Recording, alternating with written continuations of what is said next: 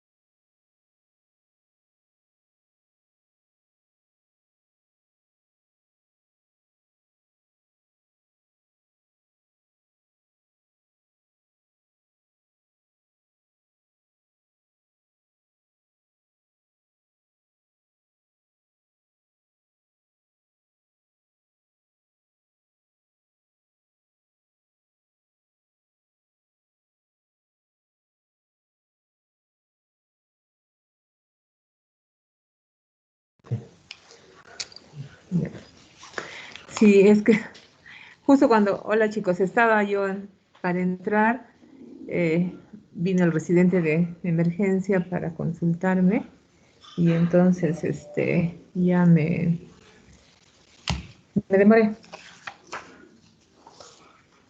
Bueno, ahora vamos a hablar sobre crecimiento, este, tan importante, es un tema tan importante en pediatría, como seguro lo han visto los alumnos que ya han hecho la rotación del mismo. Y se darán cuenta que es de mucha importancia, y no solo, digamos, en nuestro país, sino a escala mundial, debido a que desde hace mucho tiempo una de las estrategias para salvar la vida de millones de niños y proteger que vivan en buena salud y que desarrollen bien es precisamente el control del crecimiento y desarrollo. Y antes hablábamos del CRED, no sé si habrán escuchado ustedes todavía CRED, había un consultorio hasta ahora hay, de control de crecimiento y desarrollo, pero ahora ha sido cambiado, modificado por el MINSA y se llama Consultorio de Atención Integral del Niño. Pero siempre lo conocemos nosotros por CRED. A pesar que ha habido cambios importantes en el número de habitantes en nuestro país, sin embargo, las encuestas nacionales siempre revelan que en nuestro país hay un buen porcentaje, 40-41% de la población son niños menores de 6 años. Entonces vendría a ser el grupo humano más expuesto a riesgos de enfermar o de morir. Eh, También como es de su conocimiento, antes era más dramático porque las tasas de mortalidad infantil eran cifras alarmantes y en los últimos años ya ha habido un descenso de esta morbimortalidad. Entonces, el control de crecimiento y desarrollo ha contribuido, nos parece, a disminuir también esa alta morbimortalidad. Entonces, a veces el crecimiento y desarrollo nosotros decimos, ay, pero ese es un tema medio que no nos gusta. Preferimos que nos hablen de cuadros clínicos, de exámenes de laboratorio y luego hacer el diagnóstico y hacer el tratamiento. Pero el buen crecimiento hace que garantiza el buen estado de salud de los ciudadanos y de los futuros habitantes en este caso del Perú. Asegura que tengamos una población que incluso tiene que ver con el rendimiento y en la economía de los países, ¿no? Entonces, no debemos desdeñarlo mucho el tema.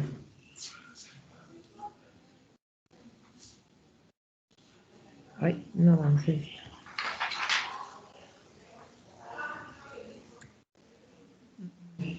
No puede avanzar las diapositivas.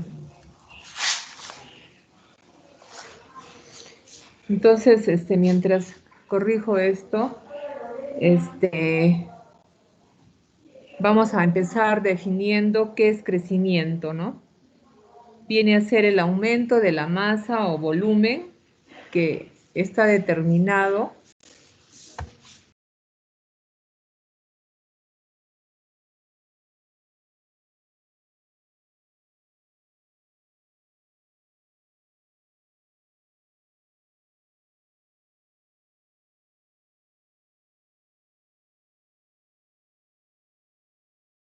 antes de definir y señalaremos los objetivos que debemos alcanzar al finalizar esta reunión. Entonces, identificar factores que regulan el crecimiento, caracterizar la evolución del peso, la talla, la circunferencia cefálica, esquematizar las etapas de crecimiento, índices e indicadores somatométricos, interpretar los patrones de referencia de la Organización Mundial de la Salud y también explicar las variantes normales del crecimiento. Esos son los objetivos a alcanzar. Entonces, empecemos con la definición. Es el aumento de las dimensiones del cuerpo debido a la multiplicación e incremento de tamaño individual de sus células, o reducido viene a ser el aumento de la masa o volumen, que por supuesto está determinado por diferentes procesos. Entre ellos tenemos la hiperplasia, es decir, la multiplicación de las células, e hipertrofia, el aumento del tamaño de esa multiplicación de células. Y por supuesto, aunado a estos dos procesos, el incremento de la matriz intercelular. Entonces, el crecimiento viene a ser un proceso cuantitativo que se va a traducir por el incremento progresivo del valor de las diversas mediciones corporales que utilizamos para evaluarlo, ¿no? Como son los más importantes el peso, la talla, el perímetro braquial, pero yo casi no utilizamos sino el peso, la talla, el perímetro cefálico, ¿no? Pero también se puede incluir el perímetro braquial.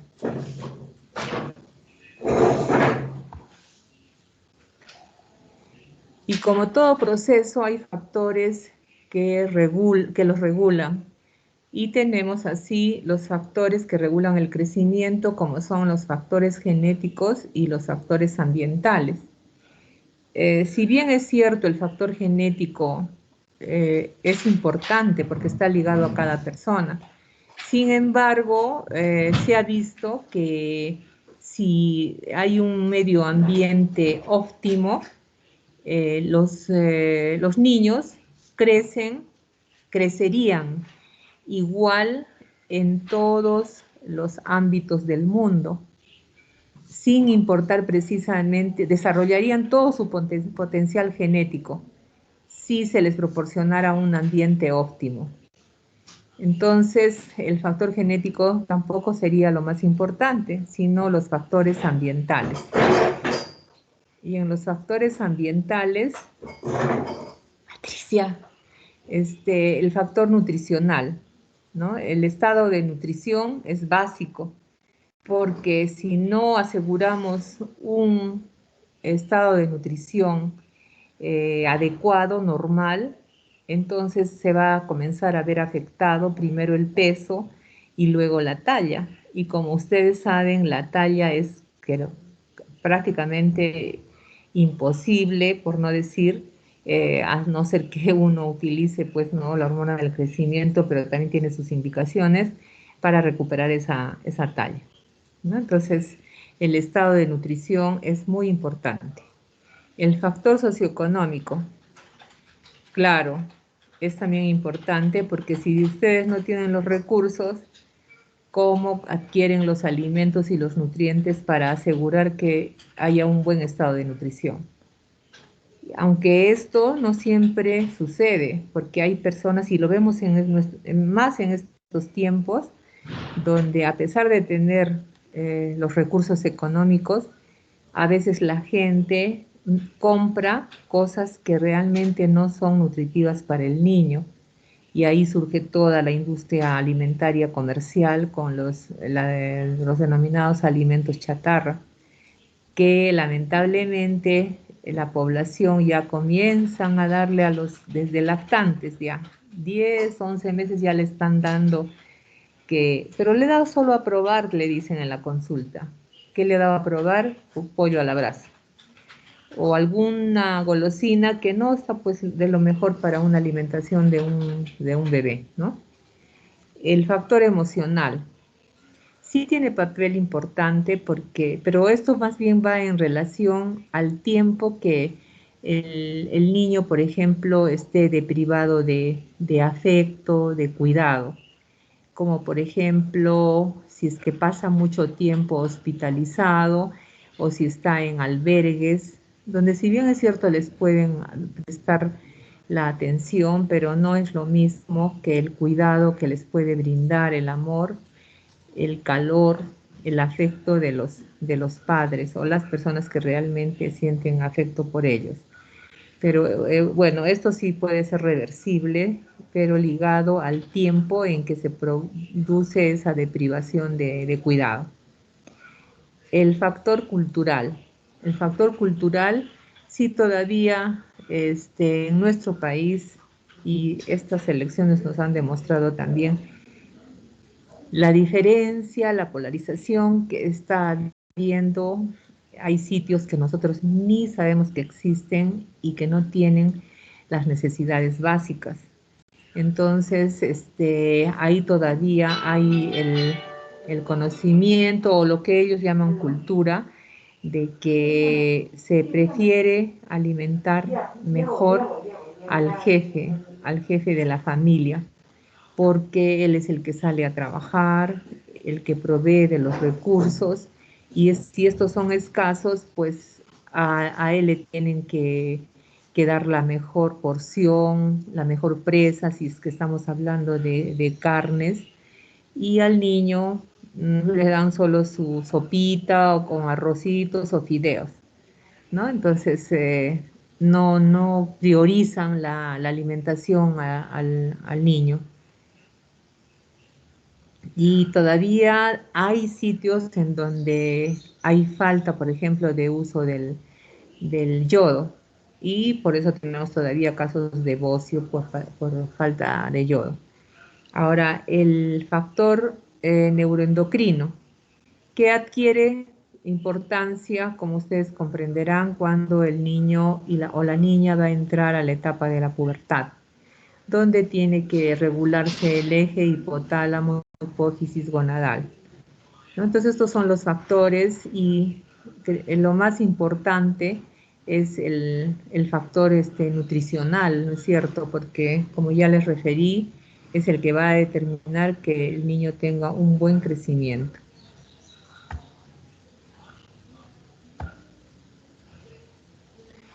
Y no todos los órganos de nuestro organismo crecen al mismo ritmo.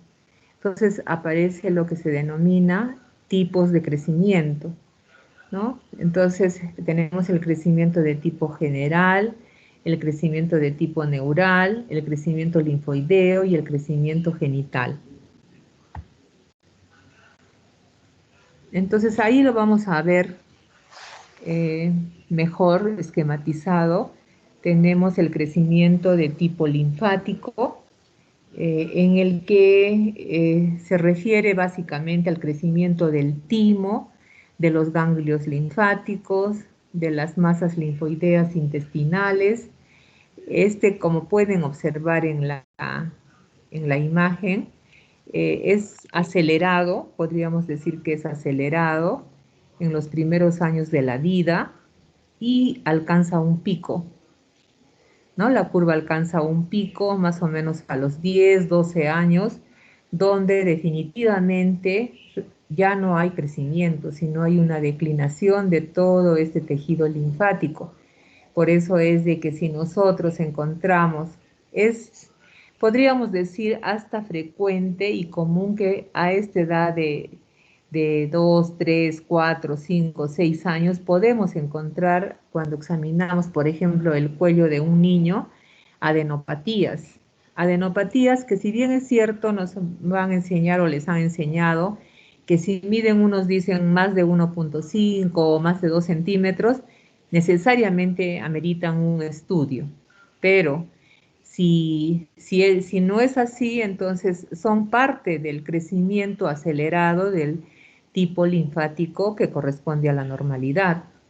Y también es común encontrar en estas edades que los niños pueden tener amígdalas grandes, que a veces la interpretamos como hipertróficas y que nos pueden llevar a un diagnóstico equivocado, por ejemplo, de una amigdalitis, ¿no? En ese caso de un niño lactante o preescolar, tenemos que buscar otros signos de amigdalitis. Encontraremos de repente exudados o presencia de placas y no solo el crecimiento de las mismas, porque es parte de la normalidad. Ahora observamos el crecimiento de tipo neural. En el crecimiento del tipo neural, ahí vamos, comprende el crecimiento del cerebro con todas sus porciones, la dura madre, la médula espinal, el aparato óptico y otras diversas dimensiones encefálicas. En este tipo neural también se observa lo anteriormente. Tienen un crecimiento durante los primeros años de la vida y más o menos a los 10 años el perímetro cefálico del niño o del puber alcanza el tamaño del perímetro cefálico del adulto, ¿no? Y entonces ahí ya también deja de producirse crecimiento de tipo neural. Ahora, el crecimiento de tipo general. En esta gráfica ustedes pueden ver como que hubieran como una pequeña onda acá, una declinación y luego vuelve a acelerarse. Y es así como nosotros podemos interpretar este crecimiento de tipo general que viene a ser un tanto acelerado en los primeros años de la vida y luego se produce un enlentecimiento del crecimiento. ¿Ven ustedes ahí? Hay una desaceleración del crecimiento para volver a producirse una segunda aceleración del mismo cuando se entra a la etapa de la pubertad, el llamado estirón de la pubertad, ¿no? Entonces, y puede prolongarse hasta los 18 años en la mujer y hasta los 21 en el hombre. En el crecimiento de tipo general está involucrado el cuerpo, como su nombre lo indica, el cuerpo como conjunto. Después tenemos los órganos digestivos, respiratorios, riñones, aorta, troncos pulmonares, el vaso, en realidad el esqueleto en conjunto, ¿no? Entonces, incluso el volumen sanguíneo. Por eso se llama crecimiento de tipo general.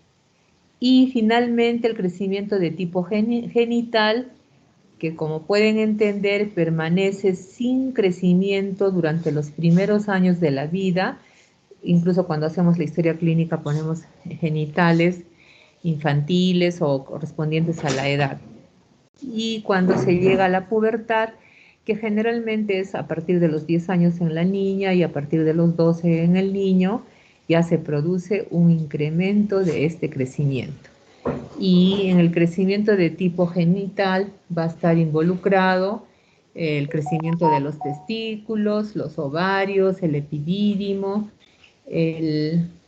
la próstata, la uretra, en fin, las vesículas seminales, los órganos genitales en general. Entonces, también se habla de que existen leyes del crecimiento, la ley de la velocidad, la ley de la dirección, referido a que primero va creciendo en un sentido cefalocaudal. el ritmo, que vendría a ser prácticamente lo que les he explicado, la secuencia y la ley de la continuidad. Y bueno, a veces es útil marcar los periodos del crecimiento porque a veces decimos el niño, la niña, y realmente debemos utilizar de acuerdo a la edad, ¿no? Es un recién nacido desde que nace hasta los 28 días de vida. Y algunos consideran lactante durante el primer año, pero en realidad se divide, ¿no? Lactante menor y lactante mayor. Entonces, el lactante menor desde los 28 días sería 29 días hasta los 12 meses y lactante mayor hasta los 24 meses. Preescolar de 2 a 6 años, escolar los niños de 6 a 12 años y las niñas de 6 a 10 años. Adolescente, niños de 12 a 18 y niñas de 10 a 16. Esos son los periodos del crecimiento.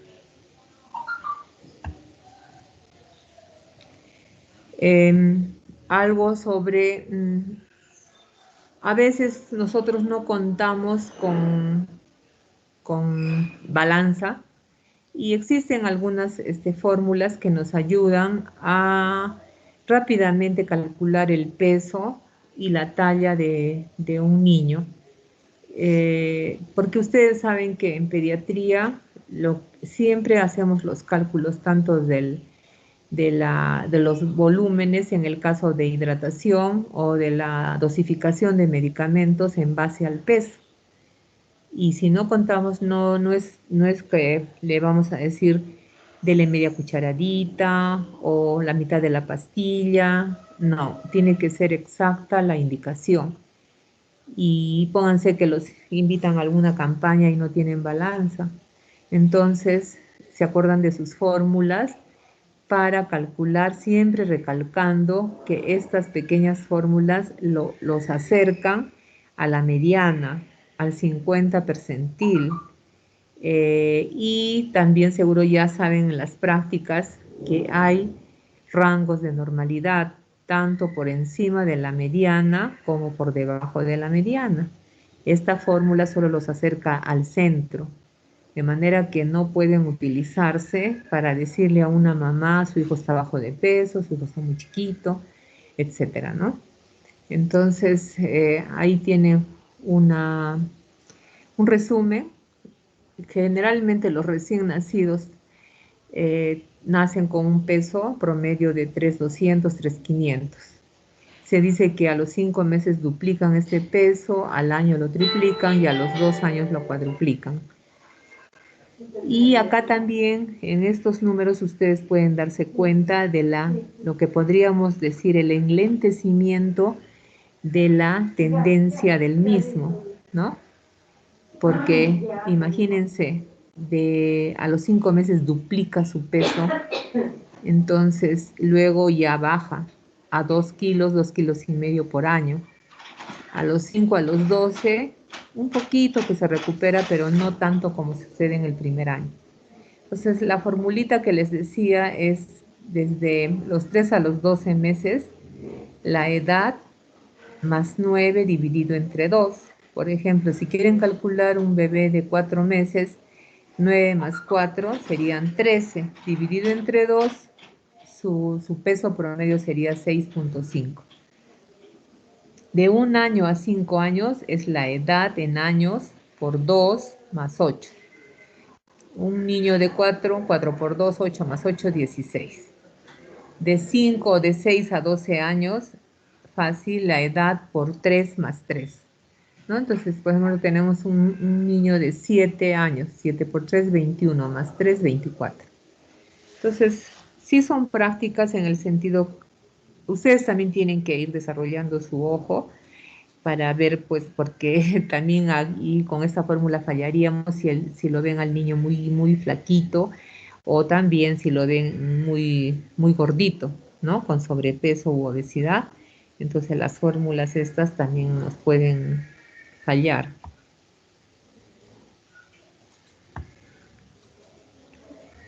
Uy, me he pasado la talla.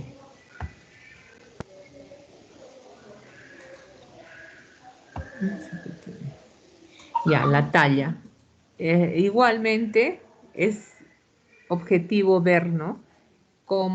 Acuérdense que cuando más se crece en la vida extrauterina es en el primer año, con un promedio de crecimiento de 25 centímetros.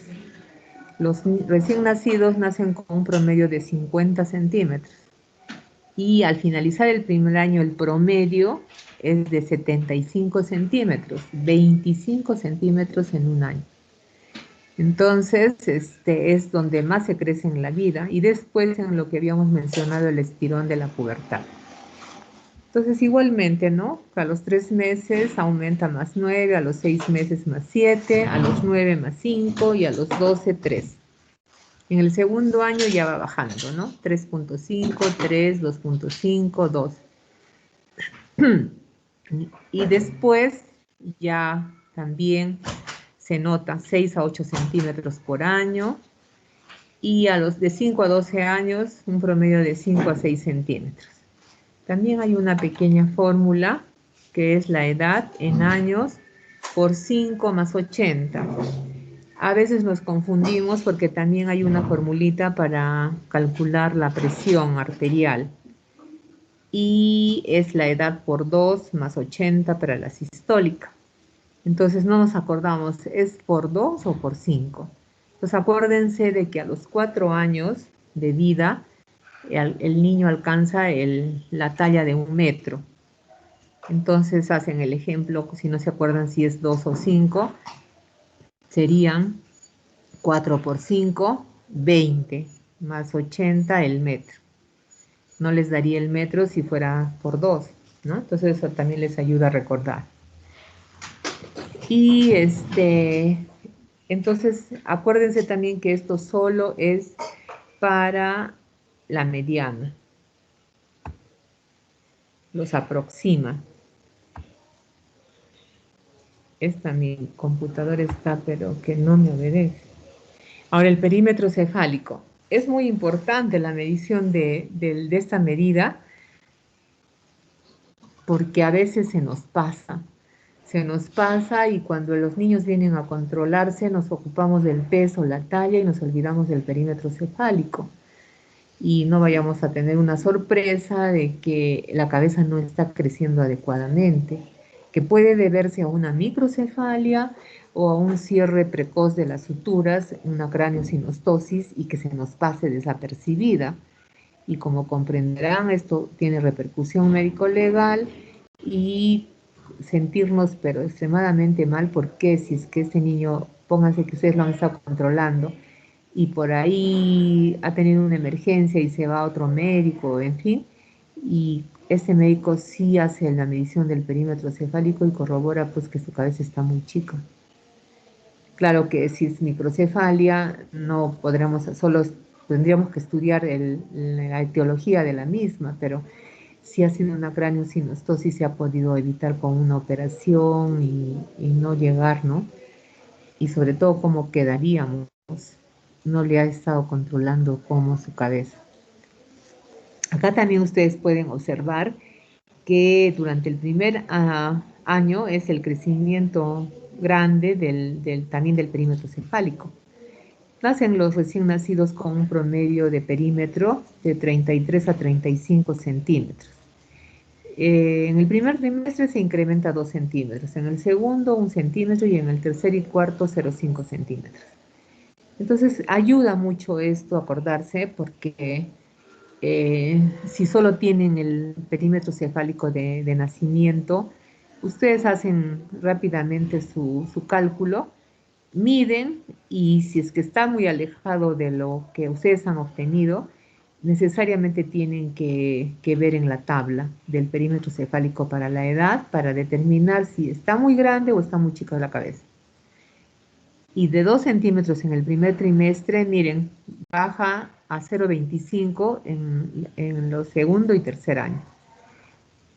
Y recupera un poquito lo que miramos en la gráfica, 4 a 6 años, 1 centímetro.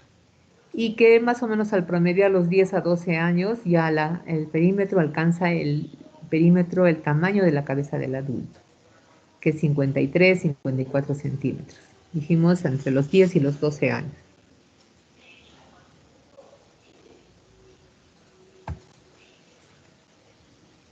Entonces, en las tres medidas hemos observado ese incremento y esa desaceleración del mismo. Ahora vamos a hablar sobre los índices antropométricos, que vienen a ser la relación que se establece entre medidas con la edad o la relación entre dos medidas. Y los que más utilizamos son el peso para la edad o el peso para la talla y la talla para la edad.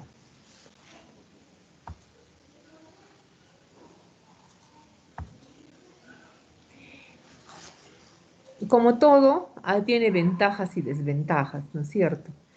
Pero lo importante es que recuerden que el peso para la edad no les va a ayudar a discernir si estamos evaluando desnutrición crónica, o sea, pasada, o presente, aguda. No sirve para discernir. Pero ¿dónde es muy importante el peso para la edad? Lo que vemos en el seguimiento longitudinal que se le hace en el carnet de crecimiento y desarrollo. No sé si han tenido oportunidad o seguro que van a ver en la clase de la doctora Jessica un carnet de vacunación que en la portada tiene las vacunas que debe recibir el niño y en la parte interna están las curvas de crecimiento, donde en este caso la enfermera que va haciendo el control tiene que graficar en cada control el peso y la talla e ir graficando, valga la redundancia, la curva de crecimiento del niño que esté evaluando, ¿no? Entonces, esa es digamos, la importancia de este peso para la edad, porque en sí, si solo van ustedes a hacer el uso de este índice, pueden sobrevalorar los casos de desnutrición, ya que en los niños más grandecitos pierde especificidad. Por ejemplo, si tenemos, por ejemplo, 10 niños que hayan nacido el mismo día, pero por supuesto que van a tener pesos y tallas diferentes. Tal vez alguno de ellos tenga el peso bajo para la edad y se catalogue como desnutrido. Desnutrido agudo de repente, ¿no? Pero si los tallamos y consideramos el peso para la talla, en ese caso, de repente, al niño que lo habíamos diagnosticado como desnutrido, está bien su peso para la talla. Entonces, por eso si solo usamos este índice, vamos a sobreestimar la cifra de desnutrición. Y entonces no es muy útil si nosotros queremos hacer estudios del estado de nutrición digamos, de una población. Que les inviten, por ejemplo, a hacer la evaluación de los niños de un colegio, ¿no? No van a hacerlo solo con peso para la edad. No es útil y engañarían. Acá tenemos el peso para la talla. El peso para la talla sí es importante. Este peso para la talla sí nos hace el diagnóstico de desnutrición aguda, presente, y que nosotros podemos revertir dando las medidas terapéuticas adecuadas para recuperar el peso, ¿no? Entonces se ha visto que estos niños que con peso muy bajo para la talla tienen más riesgo de enfermar y de morir. Entonces, este peso para la talla es importante. Dijimos que nos hace el diagnóstico de desnutrición aguda. Me parece que me he pasado la de la talla. La verdad que sí. La talla, ya dijimos que primero se compromete el peso y luego si la desnutrición continúa afecta la talla. Entonces ya les da idea de que es tiempo ¿no? Desnutrición pasada o crónica, desnutrido crónico. En realidad viene a reflejar la historia nutricional del niño y está asociada con factores que producen una ingesta insuficiente y crónica de nutrientes. Se considera pues que cuando está afectada la talla es poco probable que se recupere, ¿verdad? Es muy, y eso también lo van a ver cuando hagan la clase de desnutrición, solo para remarcarles que existen índices que evalúan el estado nutricional, estáticos y otros dinámicos. Se refieren estas clasificaciones como índices estáticos. Y tenemos la clasificación de Wellcome, que miren cuánto tiempo que se ha usado. Y es que en realidad ahora la desnutrición como tal es poco probable que nosotros, estoy segura que ninguno de ustedes ha visto a un niño marasmático o a un niño con kwashiorkor, porque pero hace años que nosotros no vemos este tipo de desnutrición. Ahora lo que se ve es malnutrición por exceso. Se ve sobrepeso, se ve obesidad, pero no por déficit, ¿no? Entonces, esta clasificación de Wellcome era para clasificar los grades de desnutrición, es decir, el llamado marasmo, kwashiorkor o el mixto, el kwashiorkor marasmático, simplemente utilizando el peso para la edad y la presencia o no de edema.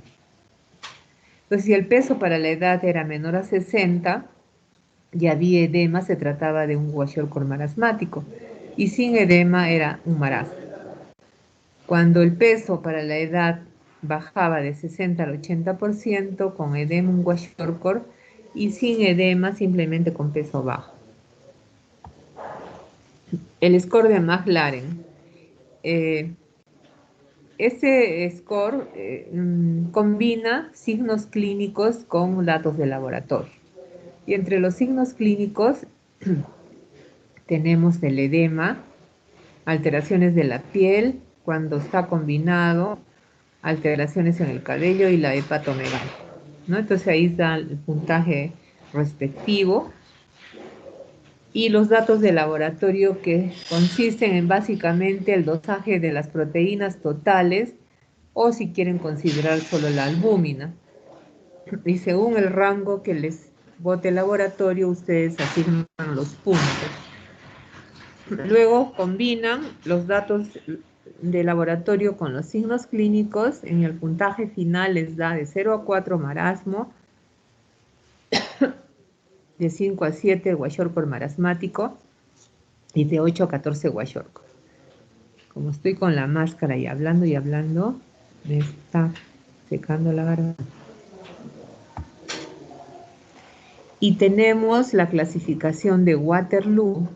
Waterloo es de los índices estáticos, era una de las clasificaciones más aceptadas, porque el crecimiento, pues como hemos mencionado, es un proceso dinámico y estos índices son estáticos, evalúan en el momento, ¿no? Entonces, Waterloo consideraba el peso para la talla, para hacer el diagnóstico de adelgazamiento, ellos llamaban, ¿no? Adelgazado.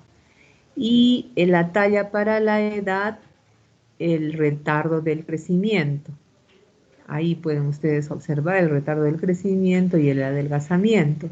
Y el peso para la edad era de la clasificación de Gómez. Entonces, un niño normal, los tres índices van a estar normales. El niño adelgazado, hemos dicho la talla para la edad. Perdón, el peso para la talla. Este va a estar comprometido y también puede estar comprometido el peso para la edad. La talla está dentro de lo normal. Uy, ¿qué ha pasado?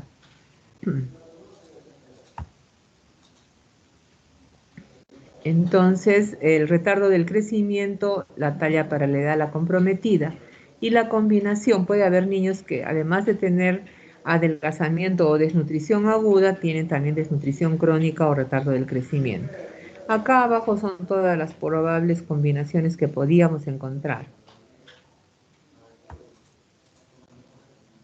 Uy.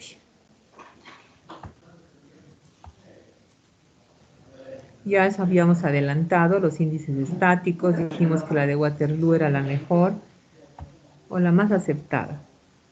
Y tenemos los índices funcionales, ¿no? Entonces, en base a pruebas de laboratorio, por ejemplo, pruebas in vitro de, de funciones en vivo. Y ahí mencionan, por ejemplo, la actividad fagocítica de los leucocitos, la glicolisis de los leucocitos. ¿Se imaginan ustedes hacer la valoración del estado nutricional a un grupo de niños solicitándole estos exámenes de laboratorio para decir que si está bien o que si está desnutrido? Prácticamente es poco viable, ¿no es cierto? O si quieren hacer la evaluación, por ejemplo, de la vitamina A, entonces respuesta espontánea in vivo, la adaptación a la oscuridad, o la formación de anticuerpos, así como semejante a lo que se hace con la PPD, hipersensibilidad cutánea retardada. Es demasiado laboroso y sobre todo costoso, imposible. Pero tenemos como índice funcional la velocidad de crecimiento. Y la velocidad de crecimiento no va a costar nada, simplemente estamos basados en los controles periódicos que se hacen. ¿Se acuerdan de lo que le había mencionado en el carnet de crecimiento? Que cómo va graficándose la curva de crecimiento del niño. Si la velocidad de crecimiento está dentro de lo normal, entonces este niño no puede ser considerado desnutrido, así esté en los percentiles que no consideramos dentro de la normalidad. Entonces la velocidad del crecimiento es el mejor índice para evaluar.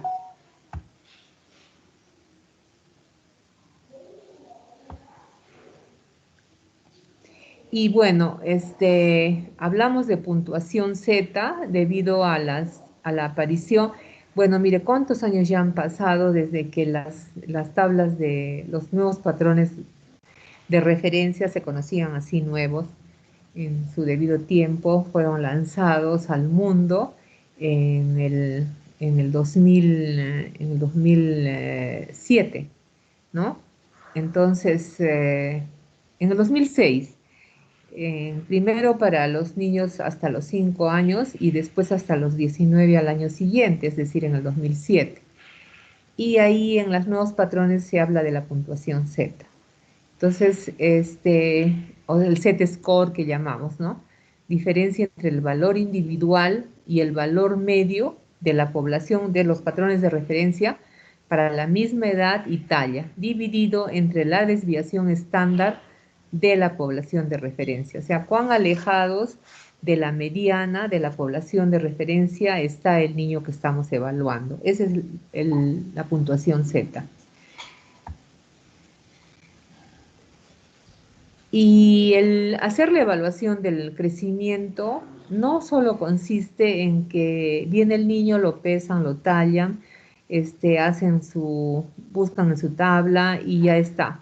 Eso es demasiado simplista y no es así. Hacer la valoración del crecimiento siempre es más importante porque en el mismo carnet, en la parte en la parte de atrás, hay también para poner la fecha del control y se va apuntando ahí la ganancia del peso y la talla. Y a veces el personal que controla solo se dedica a llenar eso y deja de lado lo más importante, que es hacer la gráfica correspondiente, ¿no? Entonces, ¿y qué hace que esto no sea un acto tan simplista como el que les acabo de referir? La presencia de las llamadas variantes normales de crecimiento, que son la talla baja familiar o genética, el retardo constitucional del crecimiento, la delgadez constitucional y los pesos y tallas bajas primordiales.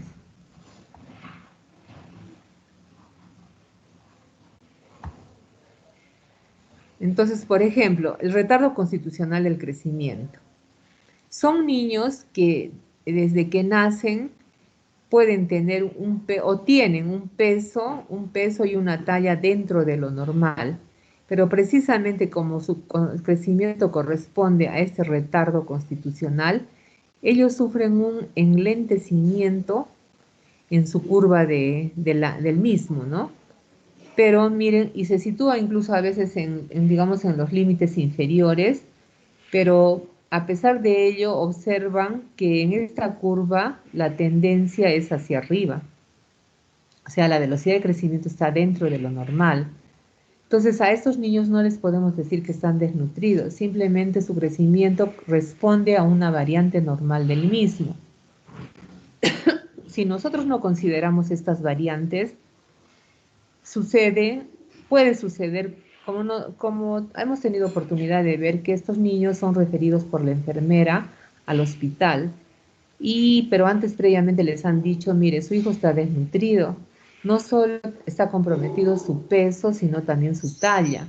¿Qué hace usted con los alimentos que se le reparten? Incluso la riñen a la mamá, ¿no? Y hasta piensan que ella recibe y que lo vende y que no le da de comer al niño. Pero si nosotros, y nos manda el carnet, si está graficada su curva, acá la tendencia es a siempre, a pesar que está acá abajo, pero su tendencia, ven ustedes que hay una inclinación de la curva. Entonces nosotros vemos y decimos, pues no es que su crecimiento, señora, sí, no está desnutrido y a veces ocasionan incluso peleas, porque a pesar que ya estamos en pleno siglo XXI, hay hombres demasiado machistas que le echan la culpa a la mujer. Encima, si la mujer no trabaja, uy, si no trabajas, no cuidas al hijo, no le das de comer bien y le echan la culpa de todo. Entonces hay que explicarles. Acá, por ejemplo, un desnutrido intrauterino crónico. Estos niños pueden nacer con el peso y con la talla por debajo de lo que consideramos normalidad. Pero igualmente ustedes ven que a pesar de que está abajo, hay su curva, la inclinación, la tendencia de su curva es hacia arriba. No hay acá y trata de ser paralela a las curvas normales de crecimiento, tanto para la talla como para el peso. Igualmente, estos niños no pueden ser catalogados como desnutridos, corresponde a una variante normal del crecimiento. Y bueno, ya creo que no vamos a poner nuevas, ¿no? Sino simplemente tablas eh, o patrones de referencia de la OMS. Y es que siempre nos habíamos preguntado cuando utilizábamos las antiguas, las del National Center, decíamos, pues, ¿por qué nosotros tenemos que utilizar tablas que han sido elaboradas exclusivamente con población norteamericana? Y que debemos de tener incluso patrones de referencia locales. Entonces los expertos de la OMS vieron esa inquietud y desde 1995, 97 ya comenzaron a hacer los estudios y para lanzar las tablas, las nuevas, en el año que les estoy refiriendo. Y lo hicieron mediante estudios, 2 estudios. Ven ustedes acá la historia de cómo nacieron los nuevos patrones de referencia. Eran 2 estudios, uno longitudinal, o sea, con varias observaciones, y ese es el mérito de esto, ¿no? Que desde que nace, a los 7 días, al mes, a los 2 meses, estos niños han sido evaluados. Y las del National Center eran cada 3 meses las observaciones. Entonces, un estudio longitudinal desde el nacimiento hasta los 24 meses de edad, y un estudio transversal de los niños entre los 18 y los 71 meses. Recolectaron 8.440 lactantes y niños pequeños. Básicamente, uno de los requisitos era que tenían que recibir lactancia materna. Y miren, observen que han considerado diferentes grupos étnicos y de diferentes partes del mundo. ¿no? Entonces tenemos, por ejemplo, incluso participó el mismo Estados Unidos, Brasil, Ghana, la India, Noruega, Omán. Entonces, todos los continentes estaban representados en este estudio. Y acá, ¿no? Lo que les había mencionado. Entonces, algunas diferencias, miren, tan antiguas que eran las tablas que antes utilizamos. Y las de la OMS que fueron publicadas en el 2006. Eh, Ahí las del National, nacimiento hasta los 20, y los patrones de la OMS, bueno, ahí dice a los 5, pero luego, como les expliqué, lanzaron hasta los 19 años. Y la población de referencia, solo población americana, acá de 6 regiones diferentes. La representatividad de menores de 2 meses, igualmente, diferencia, ¿no? Diferencia. Las características del patrón descriptivo, simplemente cuál es el crecimiento de la población. En cambio, el patrón de la OMS, prescriptivo, cómo deben de crecer los niños, cuál es el crecimiento de la población de referencia. Siempre se habla de condiciones favorables o de medio ambiente óptimo. La National, niños alimentados con sucedáneos de la leche materna, es decir, fórmula artificial, y de acuerdo a la población norteamericana. En cambio, acá eran niños predominantemente con lactancia materna y con todas las condiciones óptimas de alimentación y cuidado de la salud.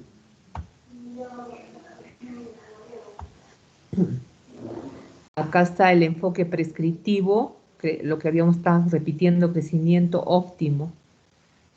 Niños con lactancia materna, alimentación complementaria apropiada, entorno óptimo, nada de contaminación. A las mamás o donde se consumía tabaco eran sacados del estudio. Que reciban sus vacunas en forma adecuada y con su atención pediátrica normal de salud. Acá están Brasil, Estados Unidos, Noruega, Ghana, Omán y la India. O sea, de todos los continentes hay representantes en el estudio. Por eso es que estos patrones de referencia tienen esa utilidad. Acá está prácticamente un resumen de los criterios para incluir en el estudio: el longitudinal y el transversal. Y lo que les decía, ¿no? Que la diferencia, las mediciones cada 3 meses. Hay otra novedad de las tablas nuevas, es de que incluyen la evaluación del índice de masa corporal para la edad. Como les menciono, ahora el problema de salud pública es la malnutrición por exceso. Nosotros, bueno, una de las egresadas de la Católica, por ejemplo, hizo un estudio de prevalencia de anemia en niños de una ONG que está por Cerro Colorado, y les daban ahí el desayuno y el almuerzo frente a un colegio estatal, pensando ella de que iba a encontrar pues anemia en el colegio estatal y que iba a haber incluso niños desnutridos. Si bien es cierto, más bien encontró malnutrición, porque tanto en el estatal como en la ONG encontró sobrepeso y obesidad, y el porcentaje de anemia era muy similar. Entonces, ese es lo que estamos teniendo como problema de salud pública, ¿no? Ahora, siempre es bueno aclarar que no es lo mismo hacer la evaluación del estado de nutrición que evaluar el crecimiento. El crecimiento es dinámico. Lo que acá vale y que se quede grabado en ustedes es que tenemos que ver la tendencia de la curva de crecimiento. De esta forma nosotros vamos a poder detectar niños que están creciendo mal. Entonces anticipa, esa es la ventaja.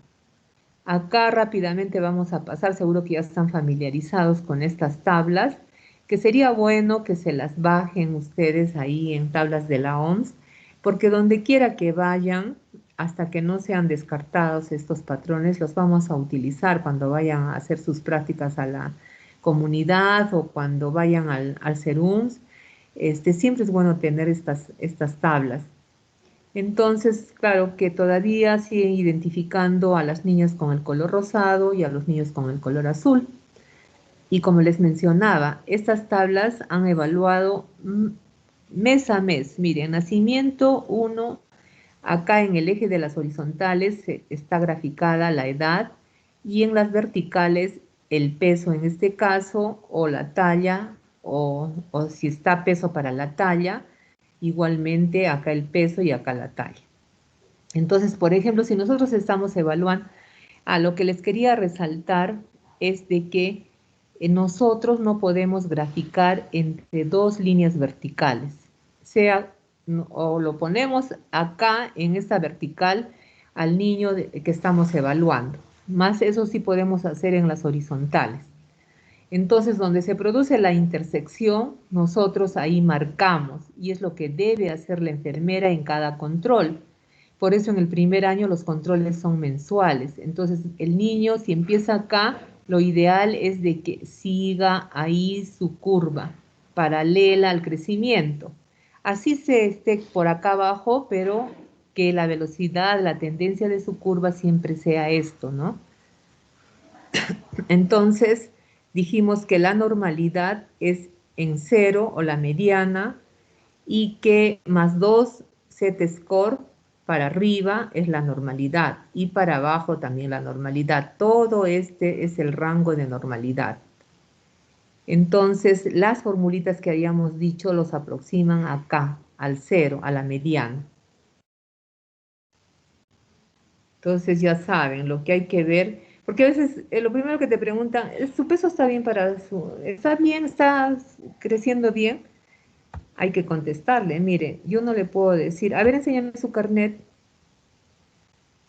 Entonces, si nosotros vemos que su curva necesitamos, y para eso necesitamos un seguimiento longitudinal, por lo menos 3 observaciones o más para decir si está creciendo adecuadamente. Acá está lo que les decía, el color azul para los hombres, y estas tablas no solo vienen en desviaciones estándar, sino también en percentiles. Entonces, igual, ¿no? Por debajo del tercer percentil está ya la normalidad.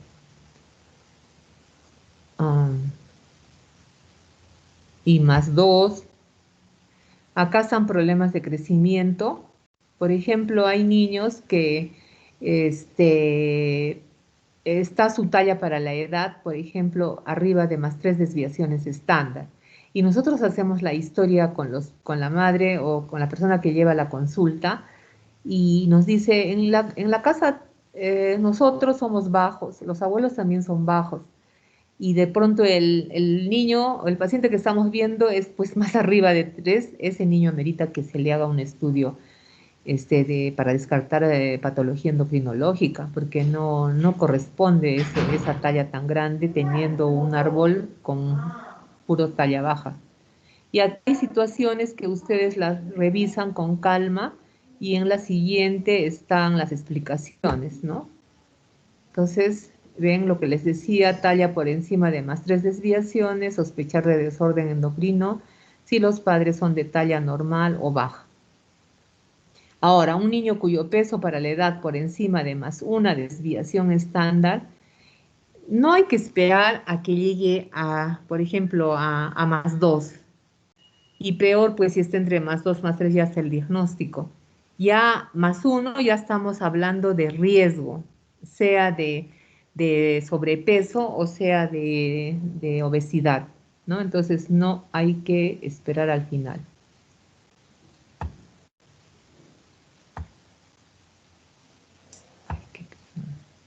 Y esto es lo que les decía. Esto es lo más importante, cómo es la tendencia de la curva. Y eso lo sacan haciendo el uso de la gráfica del carnet de crecimiento y desarrollo.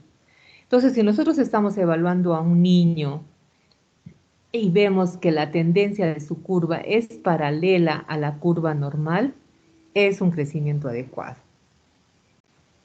Si está entre +2 y -2 desviaciones estándar. Entonces, ¿qué nos queda? Decirles a los padres que están haciéndolo muy bien, que su hijo está creciendo en forma adecuada. Pero hablamos de crecimiento adecuado, pero podemos encontrar un niño que al evaluarlo, ya su curva, miren, se está separando de la curva normal. Entonces es una señal de alarma, a pesar de que lo podemos encontrar todavía entre -2 y +2. A veces solo nos fijamos en eso, así está bien, pero no nos damos cuenta que su tendencia no es correcta. Entonces ahí sí tenemos que citar. O peor, acá hablamos de un estancamiento de la tendencia de su curva, también crecimiento inadecuado. Quiere decir que a este niño le marcamos acá en un control y le volvemos a marcar el peso y la talla en este mismo control. ¿Qué ha pasado? ¿Se ha enfermado? Ha estado, la vamos de repente hospitalizada, no hay quien cuide al niño y puede mantenerse todavía en los rangos de normalidad, +2 y -2 desviaciones estándar. Y aquí lo peor.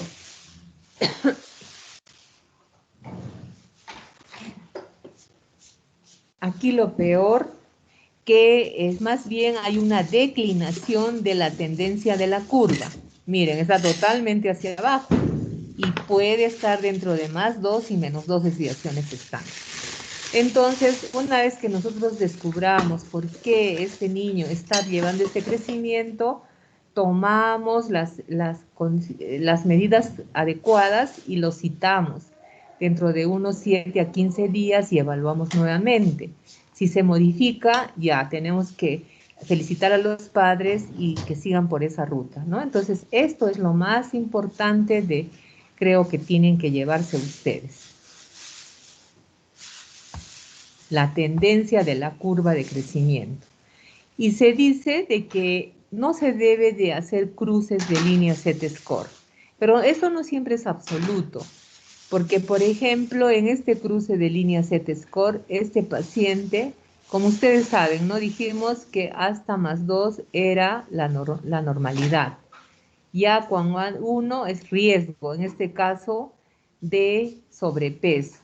Cuando está entre 2 y 3, ya más de 3 ya hay obesidad. De entre 2 y 3 es sobrepeso, más de 3 es obesidad. Entonces, este niño estaba con sobrepeso, pero no es bueno estar en sobrepeso. Entonces, se aplican las medidas y este paciente va haciendo cruce de línea Z-score hasta tratar de situarse en la mediana. Entonces, este cruce de línea Z-score sí es bueno, ¿no es cierto?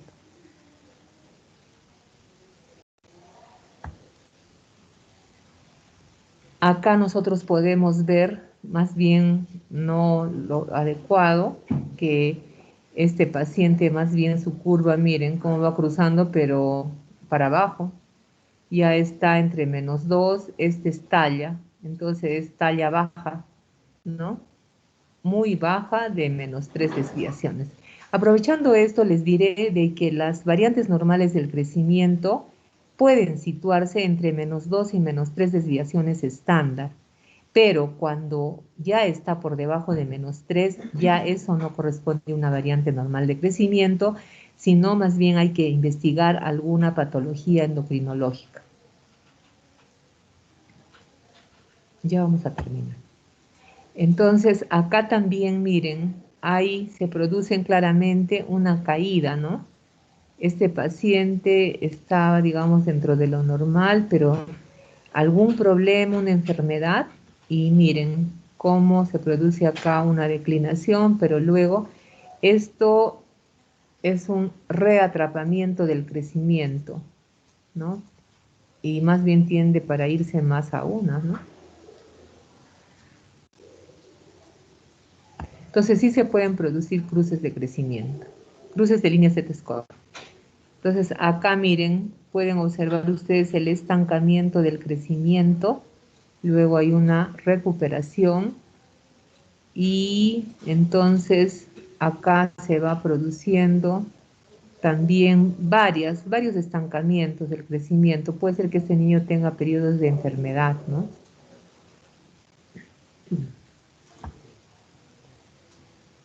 Y bueno, eso es todo lo que les quería decir. Y además de que tengan en cuenta que eh, puede ser que ustedes encuentran que al niño que están evaluando, por ejemplo, se encuentre entre +1 o +2 desviaciones estándar, o de repente entre 2 y +3 desviaciones estándar. Y al niño en el examen físico lo encuentran con edema. Entonces, este niño, por la sola presencia del edema, es una desnutrición grave, porque puede ser un kwashiorkor, y que la elevación o el marcado en esas desviaciones estándar, entonces no es real, pues por el edema, ¿no? Entonces no olvidarse de eso.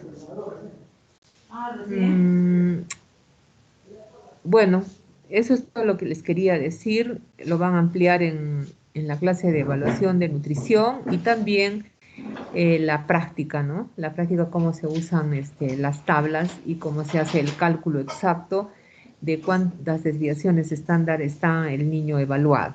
Siempre que vean a un niño, traten de pedir, por la causa que sea que haga la consulta, su carnet de crecimiento. Su carnet de crecimiento para ver la curva, la tendencia de la curva. Bueno, chicos, ¿alguna pregunta? Uy, me he pasado cuánto tiempo.